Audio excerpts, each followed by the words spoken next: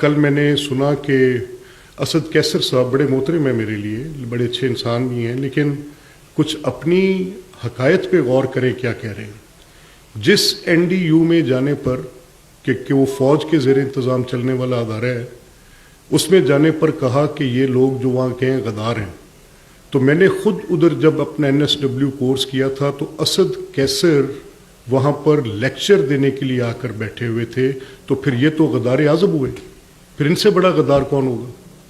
یعنی جب آپ جا کر کوئی کام کریں اور آپ فوج سے بات چیت کریں تو آپ کے لیے تو وہ کوشر ہو، لیکن اگر آپ کسی کو کسی تعلیمی ادارے میں بھیج دیں اور وہاں پر وہ پڑھنے کے لیے چلا جائے تو آپ کو وہاں پہ کہتے ہیں کہ جی وہ اس کی ٹریننگ کا پروسیس بھی جو ہے وہ غدار بن جائے گا۔ میں سمجھنے سے قاصر ہوں کہ یہ اس سے بڑی منافقت، اس سے بڑی دو عملی کیا ہو سکتی ہے۔ پارلیمنٹ کو متروک کیا، سپریم کورٹ کو تو کیا پارلیمنٹ کے اوپر حملہ کیا، اور ہر پولیٹیکل پرسن پہ، may be that Mian Nawaz Sharif صاحب case, may that be his party's case, may that be peoples party's case. آج میں آپ کو آن اوتھ یہ بات کہنے لگا، آپ سب جانتے ہیں میری عادت نہیں ہے کہ میں اب بتاؤں، میں بالکل کام کرنے والا آدمی ہوں، اور اسی کرتے کام کے دوران میرے ایک صاحب نے میرے سامنے بیٹھ کے ان کو فون کیا، عمران خان کو، وہ بھی آج زندہ ہیں، میں بوجہ آج نام نہیں لوں گا لیکن میں تنبیہ کرنا چاہتا ہوں۔ وہ فون سپیکر فون پہ تھا، جب میں نے سنا تو انہوں نے کہا کہ دیکھیں حالات بہت خراب ہو گئے ہیں، اور ابھی بہتر ہے کہ اس کو آج یہاں پہ آپ نے 6 مہینے بدترین سیاسی انتقام، غیر ضروری جیلیں، آپ نے بے تحاشا لوگوں کے اوپر جھوٹے مقدمات، نیب کے جھوٹے مقدمات، شہزاد اکبر کے اس سیل کے ذریعے آپ نے لوگوں کے کاروباروں کے اندر سے چیزیں نکال کر، جو کہ کسی صورت بھی جرائم نہیں ہیں، لیکن ان کو کٹہروں میں کھڑا کر دیا ہے کہ حساب دیں، آپ نے تباہی اتار دی ہے۔ تو اس نے کہا میں نے کسی کی بات نہیں مانتی، یہ میں نے خود اپنے کانوں سے سنا، آج میری سیاست ختم ہو جائے گی اگر میں ان کو چھوڑوں۔ تو اگر یہ آپ کی سیاست کرنے کے ڈھب ہیں کہ آپ نے ملک میں سیاسی عدم استحکام لانا ہے، لوگوں پر جھوٹے مقدمے بنانے ہیں۔ 141 وہ لوگ تھے جو آپ کے پہلے 6 ماہ کے اندر بلا جواز جیلوں میں ڈالے گئے، آپ نے لوگوں کے گھر مسمار کیے جا کے کہ یہ میرے سیاسی مخالف ہیں، آپ نے ان کو تھانوں میں، FIA میں، نیب میں، ہر اس ٹول کو آپ نے اتنے برے طریقے سے لوگوں کے اوپر باہر نکال کے پھینکا۔ آپ نے تو اس وقت وہ کیا، تو میں لگ رہا تھا کہ یہ اس سیاست کے خلاف بھی ایک خوفناک سازش ہے، جس کو کرنے کے بعد لوگوں کے اور سیاستدانوں کے درمیان ایک نفرت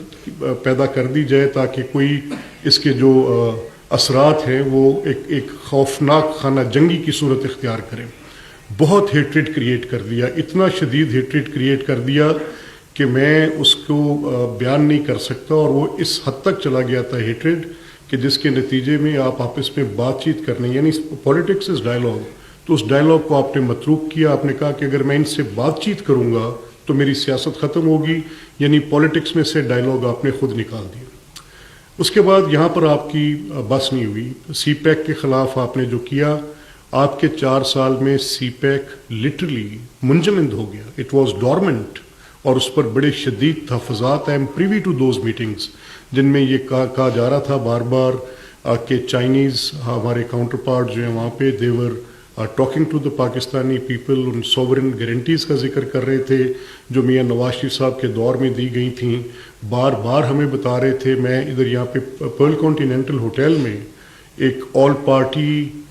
ڈائلاگ تھا جو سی پیک کے متعلق تھا، جس میں provincial government of Sindh, provincial government of KP، اس وقت بھی عمران خان کی گورنمنٹ تھی، provincial government of PMLN، they were all there۔ Qamar Zaman Kaira was on dais that day، and he foreign direct investments کے حوالے سے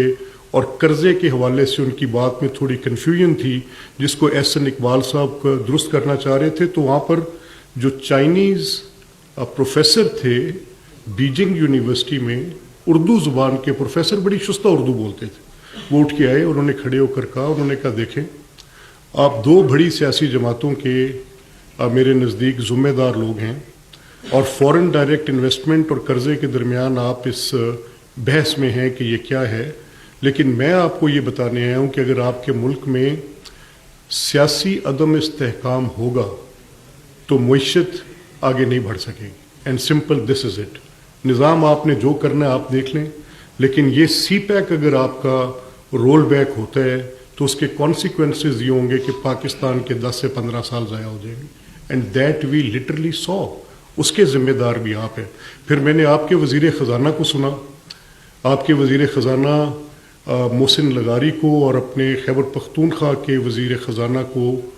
ٹیلی فونکلی یہ کہہ رہے تھے، وہ ان کی آواز شوکت ترین صاحب کی اگر پتال سے بھی آ رہی ہوگی تو میں اس آواز کو پہچانتا ہوں. محسن لغاری میرے قریبی دوست ہیں، میں نے ان کے ساتھ اسکول کے اندر 10 سال گزارے ہیں، اس اسمبلی میں 15 سال ان کے ساتھ گزارے ہیں. میرا ان سے ایک بہت گہرا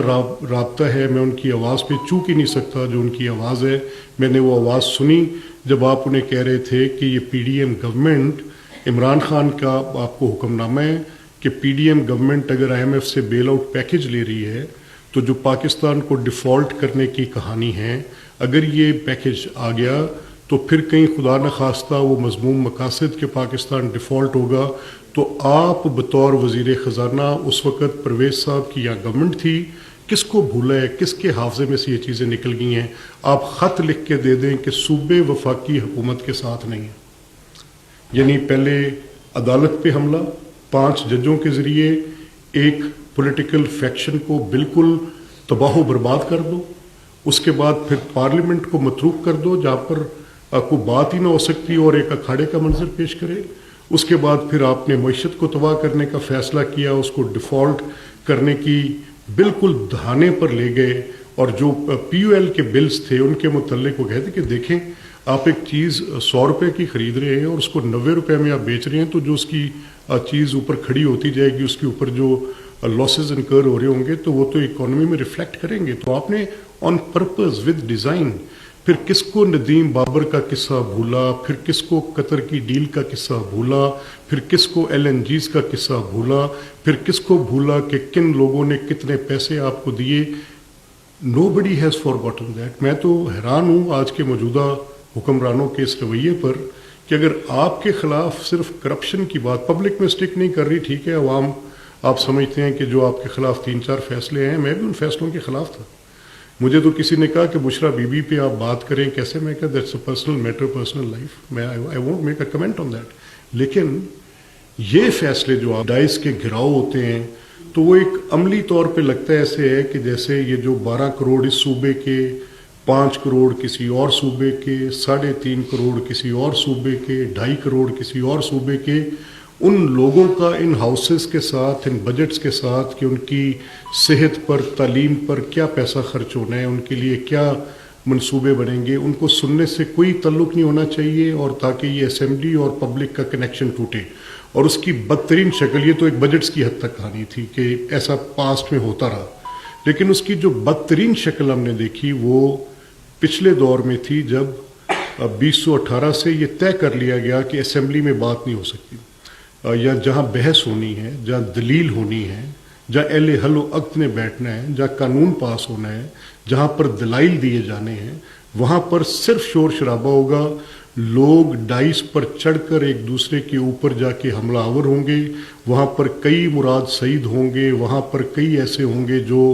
لوگوں کے گریبانوں کو پڑیں گے، بات کرنے نہیں دیں گے. کسی طرف سے یہ ایسا نہیں تھا کہ آج آپ اپوزیشن میں ہیں تو یہ دیکھ رہے ہیں. نو، دس از ناٹ دا کیس.